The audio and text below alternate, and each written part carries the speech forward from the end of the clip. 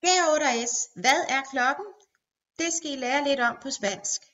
La hora, klokken, det er hunkøn. Derfor, når vi taler om klokken på spansk, så er det underforstået hunkøn.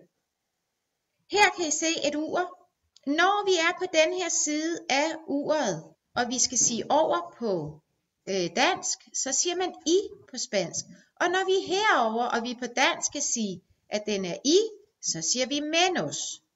Når den er hel, så siger man en punto. Når den er kvart over, så siger man i cuarto. Når den er halv, så siger man i media. Når den er kvart i, så siger man menos cuarto. Når klokken den er 1 til 1:30, så er vi nødt til at bruge verbet selv i tredje person ental, og vi siger, at klokken er es la una y media. Men lige så snart klokken er 1:31, så er vi nødt til at bruge selv i tredje person flertal, og så siger vi son las.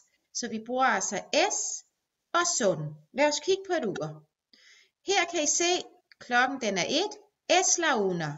Og så begynder vi ellers at bruge flertal. Son las dos, son las tres, og så videre. Son las 10, son las 11, son las 12.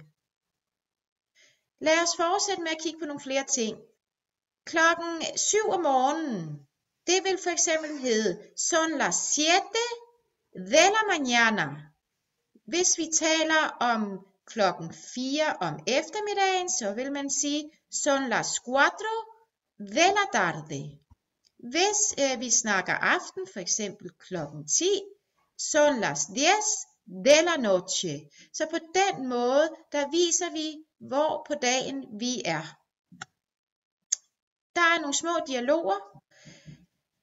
Hola Sofía, ¿qué hora es? Son las 8:15. Hola Laura, ¿qué hora es? Es la 1. Hola Julia, ¿qué hora es? Son las 11. Hola Juan, ¿qué hora es? Son las 7:30. Hola Carmen, ¿qué hora es? Son las 2 menos cuarto.